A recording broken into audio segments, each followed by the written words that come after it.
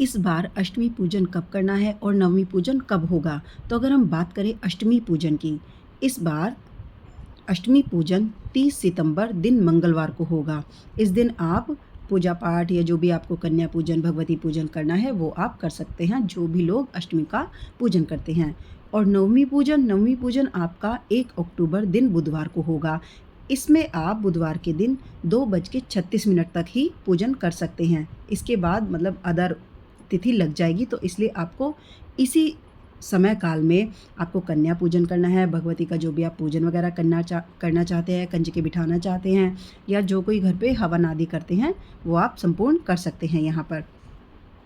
और अगर हम बात करें नवरात्रि का जो कलश होता है, नवरात्रि के कलश का विसर्जन कैसे करें?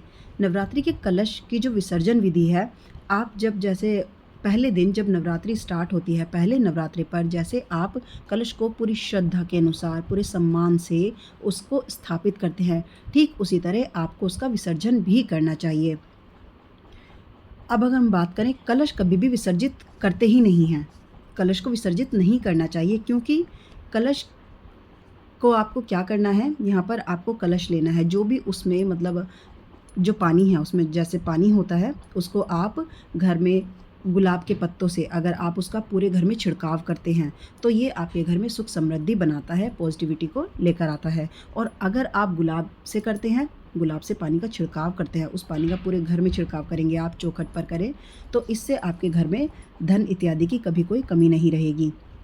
उसके बाद जो ये जल बच जाता है, इससे आप जब कन्याएँ आपके घर आती हैं, आप कन्याओं के चरण धोते हैं, तो उसमें आप इस पानी को मिला सकते हैं। ऐसे उनके चरण आप धुलवाएँ और उसके बाद जो पानी बचता है, वो आप घर के जो सदस्य हैं, उनके नहाने में भी उस पानी को आप मिला सकते हैं। फिर भी अगर कुछ पानी बच जाता है, तो आप उस पानी को अपने पौधों में डाल सकते हैं।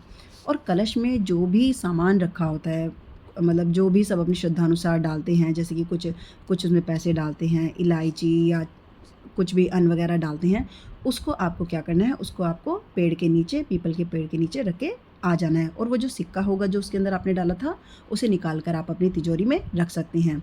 और अब ये जो कलश है, अब जब आपका कलश ये फ्री हो गया, इस कलश को आप विसर्जित नहीं करेंगे। इस कलश को आप जल भर के भी रख सकते हैं या इसमें चावल भरकर, इसमें कुछ पैसे डालकर आप अपनी तिजोरी में भी रख सकते हैं। इससे आपके घर में सदा के लिए अखानंदी बनी रहेगी।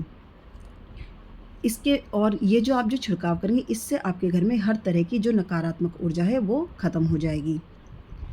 और अगर हम बात करें जब कन्या पूजन आप करेंगे, कन्या पूजन के बाद जब कंजक आपके घर से प्रस्थान करती हैं, जब जाती हैं, तो उन्हें आप एक इस बार मतलब कुछ ना कुछ लाल रंग का गिफ्ट ज़रूर दें, क्योंकि मंगल का साल है, तो अगर आप लाल रंग का गिफ्ट देते हैं तो ये आपके लिए बहुत ही अच्छा माना जाएगा।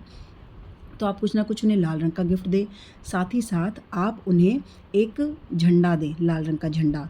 उस झंडे से क्या होगा, आप उन्हें प्रॉपर उसे डंडी में लगा कर दें, और जब कन्या आपके घर से निकले, उस झंडे को जैसे-जैसे वो लेकर जाएँगी, कहते हैं इससे आपके जीवन में आपकी विजय होगी, मतलब आपके सक्सेस के रास्ते खुलेंगे और जो भी आप काम करेंगे उसमें आपको विजय प्राप्त होगी।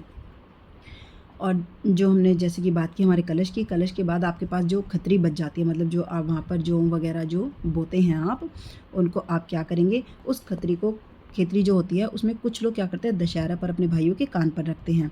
तो कान पर रखने के बाद थोड़ा उसको आप निकाल कर अपनी तिजोरी में रखें। इससे आपके घर में अखानंदी बनी रहेगी, आपके धन के साधन खुलेंगे।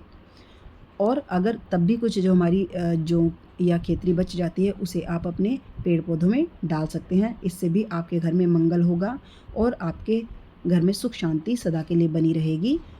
और जो ये पात्र इसके नीचे जो आप रखते हैं, ठीक है, इसका जो पात्र होता है खेतरी के नीचे जिसमें आप जौ वगैरह करते हैं, इसमें आप क्या करें, इसको कहीं भी आप ऐसे ही ना डालें, इसमें आप जल भर के रखें, जिससे कि आसपास के जो जीव जंतु होंगे उसमें से उनके पानी पीने के लिए या खाने के लिए सुविधा हो सके। राधे राधे।